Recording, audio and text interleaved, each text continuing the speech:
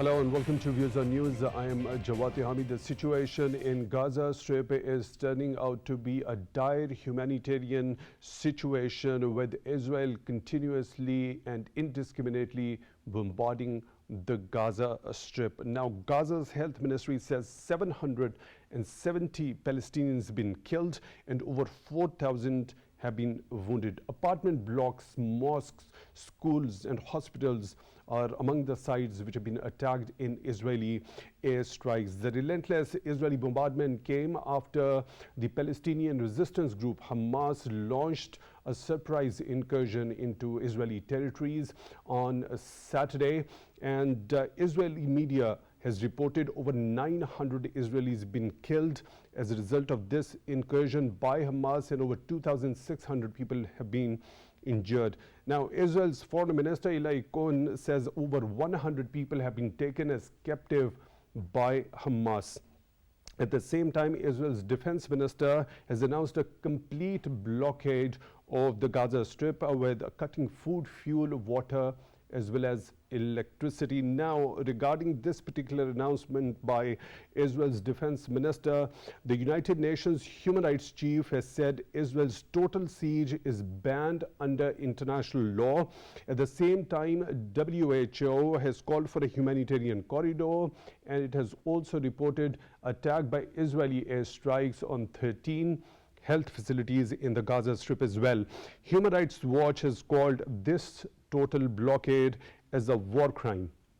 Meanwhile, we have seen a statement coming from the Hamas spokesperson saying that this particular operation against the Israeli atrocities and illegal occupation would continue, and he has also rejected any sort of negotiations regarding the held hostages. He has also threatened to kill one captive for every Israeli attack on homes of the Gazans without warning. We've also seen Iran's supreme leader Ayatollah Ali Khamenei has said that Israel has suffered irreparable failure on both military and intelligence fronts. In another major development, we have seen the European Union has backtracked on previous suspension of Palestinian development aid. Leaders of the Muslim countries are trying their utmost to help de-escalate the situation that is unfolding in Gaza. We'll be talking about this dire humanitarian that is taking shape in the Gaza Strip because of the relentless Israeli bombardment and the kind of miseries and the suffering the people in Gaza are faced with at this point in history. For that, we are honored to have been joined in the studio by Dr. Naazir Mahmood. He's senior journalist. Dr. Naazir, thank you very much for taking time out for Views on News tonight. Really appreciate that. And on Skype, we are being joined by Dr. Jamil Khan. He's former ambassador. Dr. Jamil Khan, thank you very much for your time, also for being with us on Views on News tonight. Really appreciate that. Let me begin the discussion with you, Dr. Naazir. Now, when we specifically talk about this incursion by Hamas, it has been condemned by and large by the Western countries. So the question arises that doesn't international law give the right to the people who are under continuous brutal occupation, and they've been deprived away from their homes, their lands? Does the international law give them the right for the armed struggle and resistance against such illegal occupation? Well, that's very, first of all, the situation is very, very tragic. Tragic situation for Palestinians and tragic situation for Gaza. Over 2 million people are now besieged under a blockade, without food, without electricity. But having said that, coming back to your question that is it allowed or not, you know, interestingly, what the Western powers are doing, by Western powers I mean, of course, led by the United States and European Union, they have been condemning Hamas for their incursion into Israel. Now, while condemning Hamas, they forget to mention that as they stress on the right of Israel to defend itself, Palestinians also have a right to defend themselves. But when Israel targets civilians, they don't condemn it. When Israel destroys their homes, Palestinian homes, they don't condemn it. Israel kills women and children, they don't condemn it. they all consider it as Israel's right to defend itself. But when Hamas retaliates with the same, not with the same, but with some intensity that we have seen in the past couple of days, now they suddenly start shouting that this is violation and they should not have done this. There are two aspects of this. Palestinians also have right to defend themselves, but of course, whether it is from Israeli side or from Hamas side, targeting civilians is a war crime, whoever does it. Israel has been doing it for over 70 years now. For the past 50 years, or even more, 55 years from 1967, when in the war Israel occupied Golan Heights and West Bank and Gaza Strip and all, these people, Palestinians, have been living in virtual prison. They are surrounded from all sides. Israel restricts their access to the outside world. There are hundreds of thousands of Palestinians who have not seen anything else but that strip. So this virtual imposition of blockade for the past over 5 decades has been a gross violation of human rights, but Western powers have never condemned it. So, but having said that, still targeting civilians, whether it is from Israeli side or from Hamas side, is not good. So ideally, when Hamas attacked, they have a right to defend themselves, but probably if Israel targeted their women and children, it is no justification for Hamas also to target their Israeli women and children. So human loss of life, especially loss of civilian life, is tragic everywhere.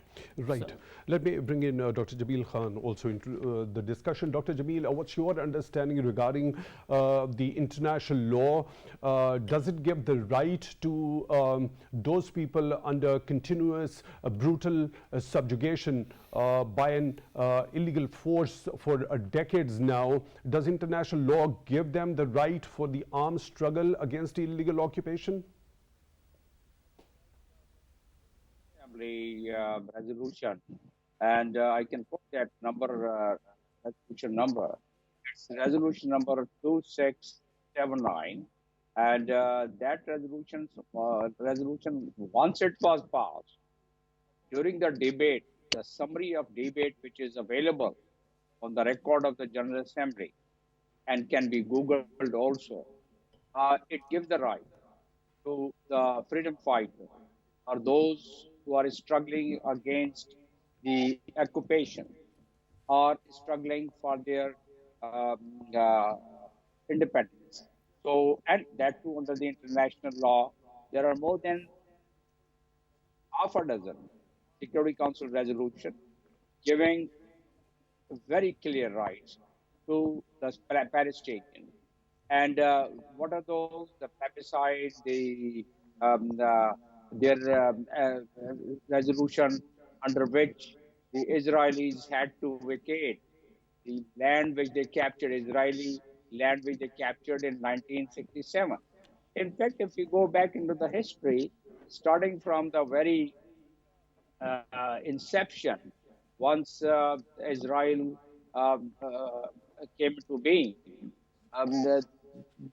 it was really quite ridiculous to note that they were about, at that time, 33% of the total land was given to Israelis. And today, it's almost about 66 to 70% land which is occupied by Israelis against the Security Council resolution. I can put to some of those Security Council resolutions in which there's a violation of the law. That is, for example, the Security Council resolution of 19, the resolution of 2016, 2016, 2334 Security Council resolution. And in that, they have clearly dilated upon the two-state theory.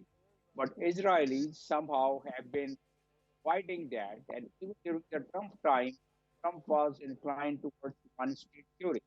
If they had followed that resolution, or if they have followed the resolution of right of self-determination, that is resolution number, Security Council resolution number 242 and 338. Again, these two resolutions are very clear, which give the right to the Palestinians. Now, coming on this point, what kind of a retaliation or what kind of a resistance the people of occupied land would pose to the occupier. In fact, I've already given you the General Assembly resolution, and then also there are in the Charter of the United Nations. Also, it is given that the sovereignty of the country, if impacted and affected, the country has the right to defend itself. And in this case, Hamas, they've been consistently facing the bombardment. Consistently, there have been images of the children, women, and old people getting killed from the carpet bombing of the Israel. Now, so far as the killing of the children and women and civilians, of course, those are against the international law. But what happens is that once this kind of a suppression takes place, once there is this kind of a consistent oppression takes place, then people at large, they find a way to retaliate, to save their life, to save their land. So I think this could be Hamas attack or initiative, you may call it, just to defend themselves and show that they have been, because Israel has not has always been claiming that they neutralize Hamas altogether. In past and again, after this incident and this conflict between Hamas and Israel, Israel is consistently saying that we'll eliminate Hamas altogether. So probably because of the previous experiences, Hamas is trying to do their survival war. And again, what can a community do if, according to the Oslo Accord, only A area, which is only 18%, is under the control of the Palestinians. B area, which is 21%. 1%, in fact, that under the security control of Israel, and plus 61% is totally under the control, administrative security control of. So it's basically the entire Gaza Strip is totally besieged, and the people, they really are living in an open prison there. In fact, 2 million people live in Israel as a second-class citizen, 2 million Palestinians under total Israeli control. 2 million more Palestinians live in the besieged Gaza Strip in an open air prison, and likewise, about 21% Palestinians are having their own administration. So, under these circumstances, I think they have no other option but to fight for their right and to fight for their freedom.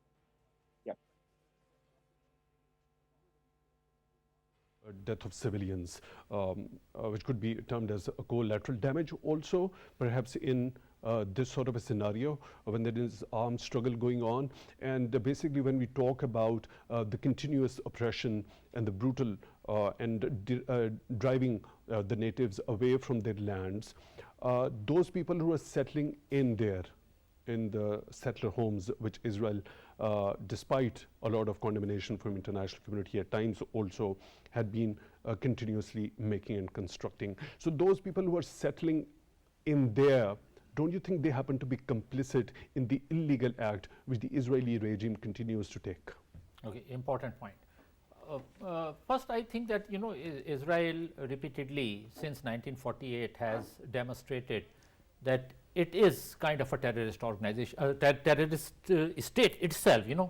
We have terrorist organizations, and here we have a terrorist state. The whole state behaves like a terrorist organization because illegal occupation of land is not accepted anywhere in law, but Western countries accepted it. If there was a reason to establish a homeland for the Jews who were themselves persecuted under the Nazis, probably they should have created in Europe.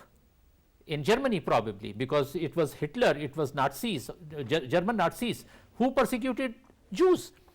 Palestinians never persecuted Jews. So Arabs and Palestinians had nothing to do what happened to the Jews in Germany. But what happened, we know, this is all well known history. Western powers decided that they wanted to create a homeland, so they supported Jews, Zionist people to first of all buy land and create this nation. Anyway, once that was created, immediately that launched a major displacement of Palestinians. So from that time, hundreds of thousands of Palestinians were displaced from their lands. They lived in camps. Even these people who live in Gaza Strip now, most of these people are displaced people who have settled in the Gaza Strip. So the track record of Israel is extremely shameful, no doubt about that. So if an entire state is a terrorist state, it behaves like one. Okay, so the people living under the supervision of that state, are they complicit to that illegal act? Because they're living over there in those settler homes. No. This I don't think, personally I can't accept this argument because, this is the argument that Taliban also use. When they strike civilians, they say that, anybody who's supporting the government, they are also part of, because they are complicit with the government. But we can't accept that argument. So civilian population under no pretext. Well, Taliban are not an elected government, but the governments in Israel are elected governments. They are elected by the people they are supervising over there, or they are governing. Okay. So there is no matter whatever the wordplay or whatever the rhetoric, targeting women and children, calling them complicit and targeting them is not accepted under international law.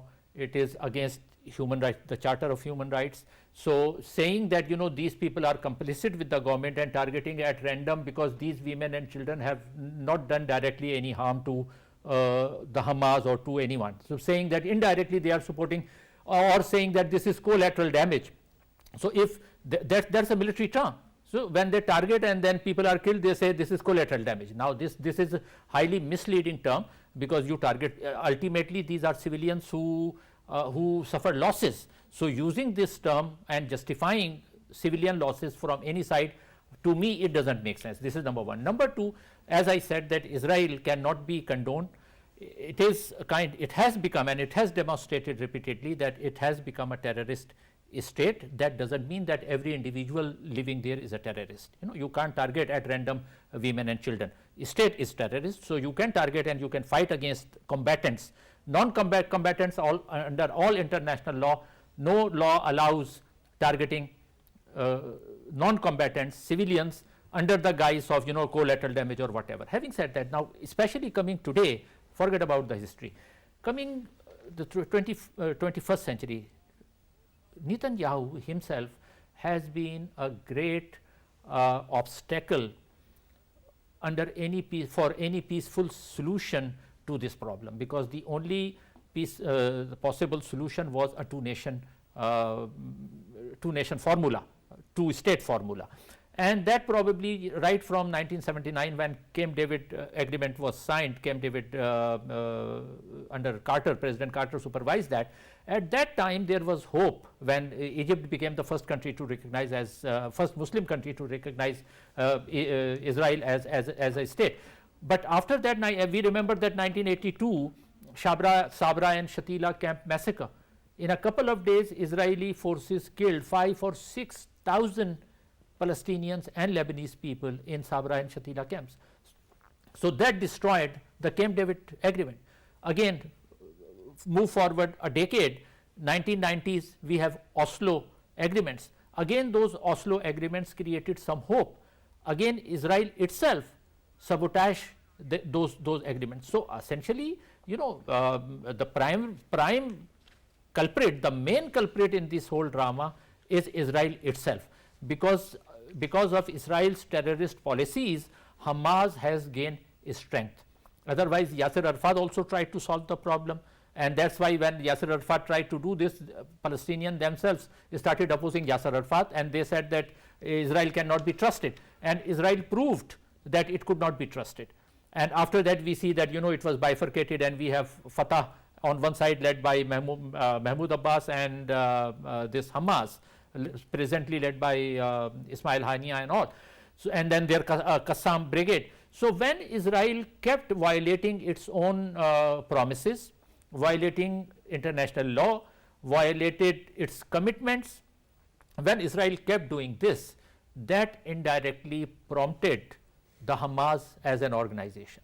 So, ultimately this is the frustration of the Palestinian people that prompts Hamas to attack Israel. But we cannot forget that all this in retaliation to what Israel has been doing. So, it is Israeli atrocities that have prompted Hamas and other Palestinians who support Hamas to come to this stage. Right, point well taken. On the phone line, we are joined by another participant, Mr. Bernhard Zimniok, is member of the European Parliament, joining us from Germany. Mr. Zimniok, thank you very much for joining in at Views on News tonight. Really appreciate that. How do you look at the dire humanitarian situation that is unfolding in the Gaza Strip with the relentless bombardment by Israeli side? Especially we talk about apartment blocks, mosques, schools, even roads, everything is being targeted, and over 770 people have lost their lives, with over 4,000 have got injured. How do you look with this particular announcement by the Israeli Defense Minister for a complete blockade on the Gaza Strip, with cutting food and fuel supplies, also water and electricity? Yeah, well, evening first of all. Thank you for being a guest. Well, I have a different view what I just got now on the wording a couple of minutes before from my predecessor here. The thing is, you have another black and white picture in this area. I have been in this area for 5 years, and I think on both sides. I know Gaza, I know Israel, I think I have been posted in Syria, I know all the area around. And what we are seeing is, we are pick up one point and see the humanitarian case, we see this the military case on this case. We have to see the complete picture. And this picture is not black and white, this picture is really gray. It is from the early beginning, there was mistake, violence, injustice from all sides. And this is like, one justice, give a next action, realized and whatever. So this is the main problem, and we have to break this point. And what's happened now in this situation, if there was a regular attack from Hamas to Israel, I think nobody cares. We have the usual, they will form alliances on this side, they are supporting them the other side. What's happened now, and this is the difference exactly, we have a kind of a terrorist attack. This is not a real terrorist attack, it is a terrorist attack embedded in a military action, in my opinion. And this is the difference, because so many innocent people were killed on this festival, and this is not to defend in any way. So you see, even the supporters of Hamas, they are silent now. Did you have anything from Turkey, from Iran, or think where they defend this action? Nobody, because it is an international damned crime. So therefore, it is difficult to blame now Israel and say, okay, your relocation on Gaza soil is unjust. It is just a reaction, as I mentioned, action, reaction, all the time. And this now is a point where Hamas crossed a really international red line, because nobody, these pictures and these videos going around the world, so you will hardly find somebody who defend actions like that. So Israel is now in the shape to make a retaliation and bomb Gaza and destroy whatever. You see, that's the situation. They block everything, and they were, even now here in the European Parliament and the national parliaments, they show their solidarity. They stopped the money flow to Palestine, to Gaza, and so I just was working all half a day about the figures, what we have to stop, where we want to change and whatever. This is the situation now. This point, this action makes a turning point. It is the 9/11 in the Middle East. And now they will sort out a completely different story. I seek your pardon for the interjection over here. I have received your point very well. So if there have been episodes of action and reaction and then action and reaction to this particular conflict, what's your understanding? What has prompted a resistance group from Palestinian side such as Hamas to go for such an incursion? What is the source or the origin that prompted such a resistance group to launch such an incursion into Israeli territories? I don't know. Frankly spoken, I have to talk with the Hamas leader, but this was a very, very stupid idea, definitely, the way, you know, because this 9/11 is now a turning point. They created the turning point where nobody will defend and be on the Palestine side. That's it. And all others, all allies are quiet now. Right. Do you think when we specifically talk about Gaza Strip, it is besieged from all the sides? If the resistance group like Hamas could carry out such an incursion, penetrating deep into the Israeli territories with such a defense system the Israeli regime has been boasting about for over years. Now, how do you think it could be possible for a resistance group which is besieged from all sides to carry out such an incursion, inflicting such a huge damage? Well, I have been there on this, let's say, wall, on this border, and inspected twice. And I think, on my understanding as a military, as an officer, well, I find no explanation how it could happen, because every centimeter is watched by Israeli defense forces. That is exactly, that is exactly the point. There are certain reports in certain sections of media that allude to the fact that the people from the Israeli military apparatus were also in collaboration with Hamas. If this sort of incursion has been carried out by Hamas, it wouldn't have been possible given the fact that there is such a strong defense system Israel carries with itself, the Iron Dome, and which boasts of more than 90% of efficiency, and that virtually makes it impenetrable for any sort of incursion. So there are media reports that allude to the fact that there were Israeli military officers and soldiers who had been exchanging their weapons either for money or for narcotics also. So they helped not only Hamas in carrying out such an incursion into Israeli territory, but also procured weapons to them, also helped them in intelligence as well as in logistics. So what's your take regarding that? You quoted all the known reports about this question. Well, frankly spoken, I to be part of any speculation on this side or that side. I just see it from the distance. For me, there is no proof for this or for that.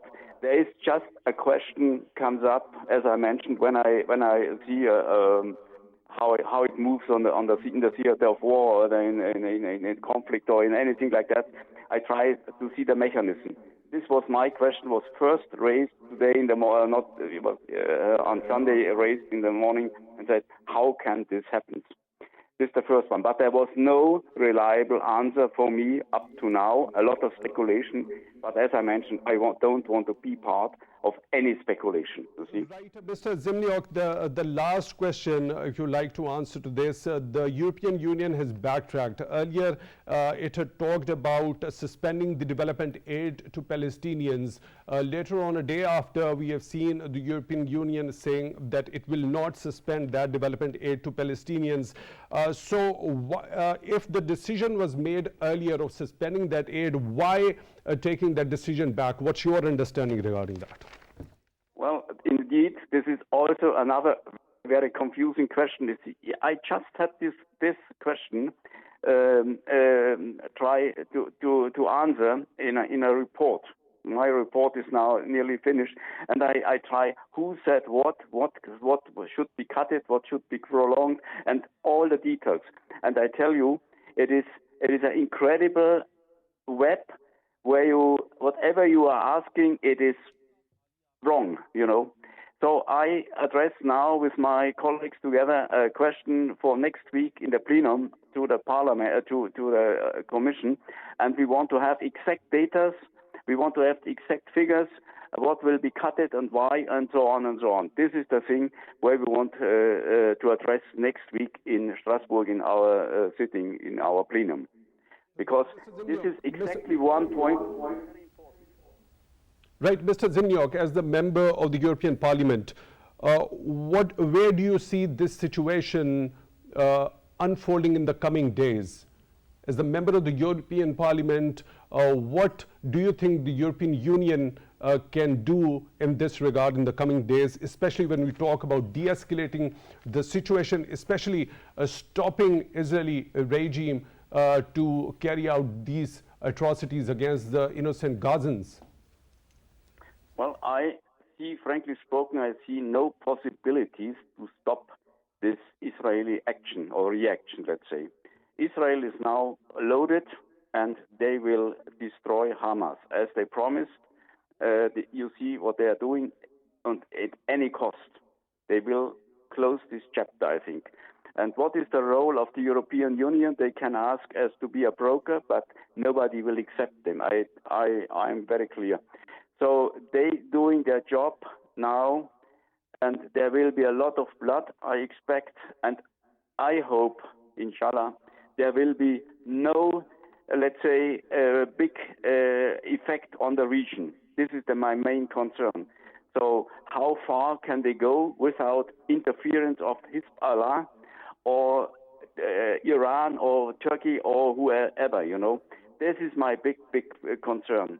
We have now to watch the situation very clear, but honestly, I think it is out of the hand of everybody. Israel is now going straight forward, whatever it costs. So you're of the view it is not going to affect the Israeli regime. So they're adamant at destroying Hamas this time around. Now, when we talk about the held hostages at the hands of Hamas, as the Israeli Foreign Minister Eli Cohen says that over 100 people have been taken as captives.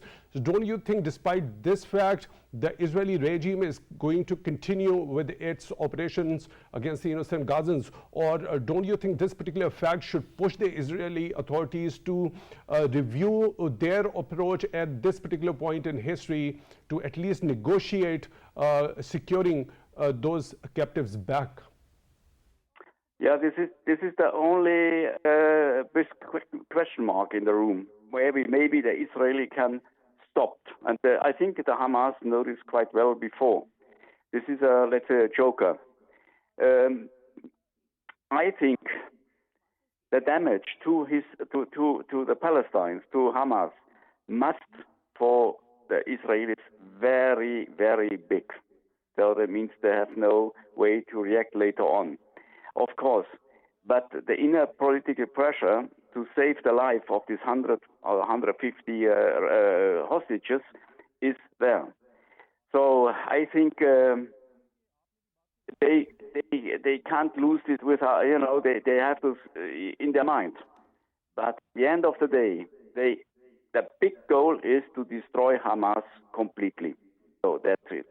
Mr. Bernhard Zimniok, a member of the European Parliament, joining us on phone line from Germany. Thank you very much for being with us on the show tonight. We really appreciate that. Dr. Jamil Khan, as you definitely would have heard Mr. Zimniok saying that the Israeli regime fully determined and loaded to eliminate Hamas this time around.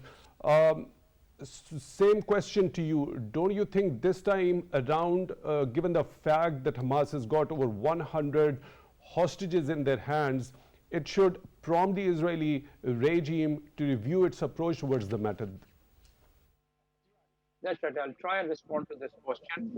In fact, there is some audio problem, and I partially understood your question and partially heard the conversation and talks of our friend from Germany.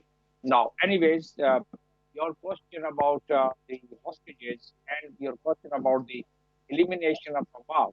Well, Israel has tried at several occasions in the past to eliminate Hamas. It's a resistance movement, and resistance movement, it's very hard to eliminate altogether, whether it's a Kashmir, whether it was a freedom fighter of East Timor, or freedom fighter of Palestine, or any other place. Next to impossible to totally eliminate. However, the action and reaction which is taking place, the world is slightly concerned that this can engulf the other countries into it. Reasons. The reason is that although OIC is not been very prudent and very active in resolving such problems, but OIC in its very preamble, in its very first article, which is Article 1 of the sub-article 8 of OIC, it clearly dilates that the Palestinians are to be supported, Palestinians movement are to be supported, and the Palestinian struggle is to be supported, and Palestinians under the occupation of the Israel are to be taken care of, and Al-Quds Al-Sharif is the sovereign and the establishment of a sovereign state with its capital as Al-Quds Al-Sharif. So that is the Article 1 of OIC. I wanted to highlight one thing, that although OIC is really quite dark, but at least the member states and the people living in those member states, they definitely have a feeling of it. And you might have seen the demonstration, you might have seen the images of the demonstration, more than about 6 countries of the world, of the Muslim world, as well as in Australia and other countries. So those demonstrations will put a lot of the pressure on the OIC member countries, the rulers, as well as the head of the government. So at that time, it will be very difficult for these countries to stay alienated and do not say anything. There's a disproportionate use of force.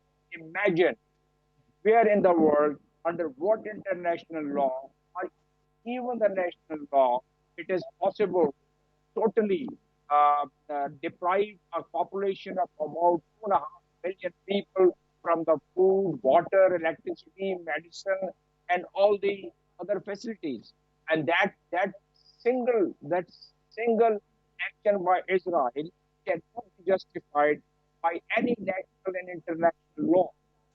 But once that is happening, the world cannot really let it go as unnoticed, because Hamas had taken an initiative of showing their strength, because that Hamas has been greater extent because Right, Dr. Jamil Khan, I'll come back to you to take your detailed view regarding several of the matters. Also, Dr. Naazir, the question, don't you think the Israeli regime at this point in history should review its approach, especially when it comes to relentlessly bombarding the Gazans in the name of eliminating Hamas?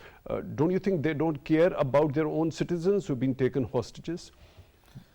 Well, they have never cared for civilians, they have never cared for women or children, and they have never cared for their own people also, because indirectly it is affecting common Israeli citizens also. So had they been sincere, especially this Netanyahu, who has ruled for over 16 years in all. First he was prime minister for 3 years, then 12 years, and then again for 1 year, so for 16 years.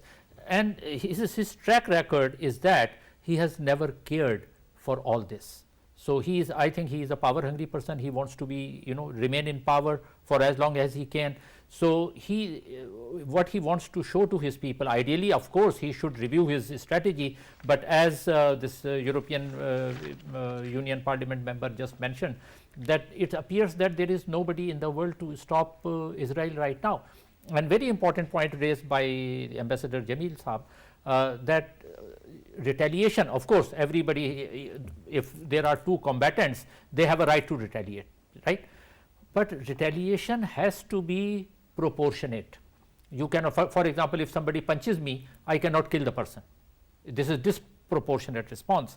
So, in comparison, what Israel has been doing for 70 and 50 years, this action by Hamas is just a punch. And in retaliation to that punch, the response that Israel is giving is highly disproportionate, which is against all international laws. So, depriving the entire population of over 2 million, nearly 2.5 million people of food, of electricity, of water, of access to outside world, of they have no medicine and all this. This is a grave humanitarian tragedy, not even crisis, it is a tragedy, and the world is just looking. And this ideally people should have, of course they are condemning Hamas, of course. I mean, if Hamas targeted civilians, they have a right to condemn Hamas. But if Israel does the same thing, so saying that Israel is doing all this just to eliminate Hamas, what we see on the ground is not just eliminating Hamas, it is elimination of the entire Gaza Strip. The entire localities are being targeted, and hundreds of civilians are being killed. So, this is wrong to assume that Israel is just trying to eliminate Hamas. So, Israel is eliminating the entire Gaza Strip. Right, Dr. Naazir, when we talk about the military prowess as well as the kind of intelligence apparatus and the kind of defense system Israeli regime so boasts about, doesn't raise some serious questions about the efficiency that has been so much claimed by Israeli regime?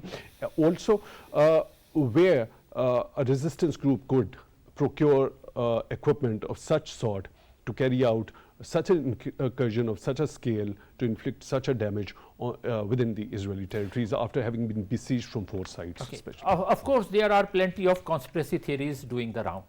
One of them is that Iran supported them, another is that Russia supported them.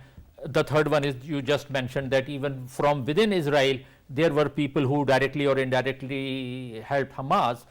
But I think they remain conspiracies. I don't think that from within Israel they could have provided Hamas all those weapons. They planned it for, some reports say that Hamas planned it for over a year, and they were very intelligent not to use mobile phones, anything that could be traced, mobile phone or WhatsApp, or that could be traced or recorded. So, all their planning, it seems, according to some reports, was through the word of mouth.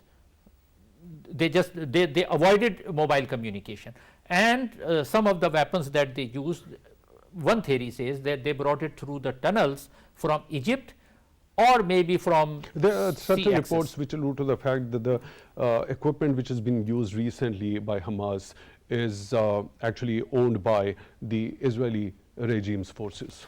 Again, I think that this is a conspiracy theory. I don't think that this has some solid, because there are reports about Afghan government also, that these weapons were given by Afghan Taliban to them, but I don't see, I see all these theories about Iran's involvement or Israeli or Taliban or Russian involvement, they still remain, I think, to me, conspiracy theories. This was indigenous Hamas planning. They did it very diligently, though I agree that they of course they had the right to retaliate, but I would repeat that I cannot outright support Hamas in targeting civilians that they did. Right. So, this should be highlighted, because Hamas is not entire Palestinian population. Entire Palestinian population is suffering right now. So, ideally Hamas should have been more discreet in their retaliation, because they have lost now their supporters in the West also. Right, Dr. Jamil Khan, as the Gazans are suffering and a dire humanitarian situation is unfolding, the United Nations Secretary General Mr. Antonio Guterres says that over 37,000 people are taking shelter with the United Nations Relief and Works Agency for Palestinian refugees. Over 200,000 have been displaced. Is there any sort of a practical measure at this particular point in history that the United Nations can take in order to de-escalate the situation and resume those supplies of the basic necessities back to the Gaza Strip? The United Nations has already asked about the humanitarian corridor, and humanitarian corridor is not being allowed by Israel. Israelis at this point in time, with their action, are demonstrating that they are trying to starve the entire population to death. Children, women, elderly people, and everyone included in that. So if they continue with this siege, what is going to happen?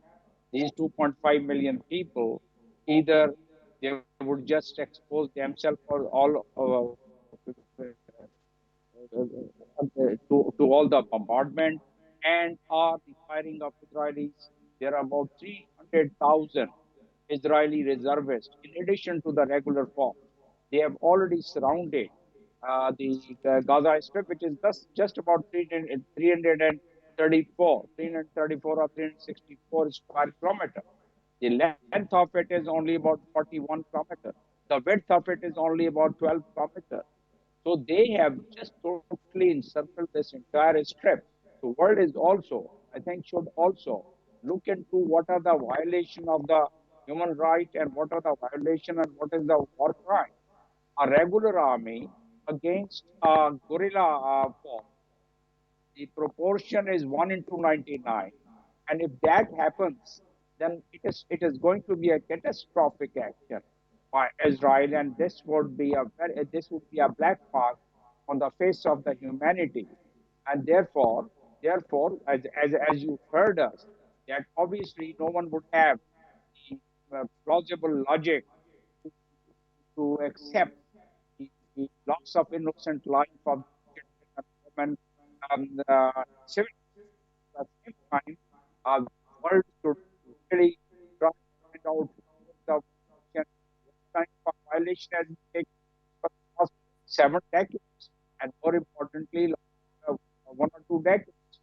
So that violation, if it is found, or if it is confined properly, that amounts to war crime, and that amounts to war crime because the Your illegal. point is well taken. Unfortunately, we are short of time. I'll have to end the show over here. Dr. Jamil Khan, former ambassador, thank you very much for taking time out for Views on News tonight. We really appreciate that. In the studio, we were joined by Dr. Naazir Mahmood, senior journalist. Dr. Naazir, once again, thank you very much for your time, for being with us and being part of this show. With that, we come to the end of today's episode. Till the next one, take good care of yourselves.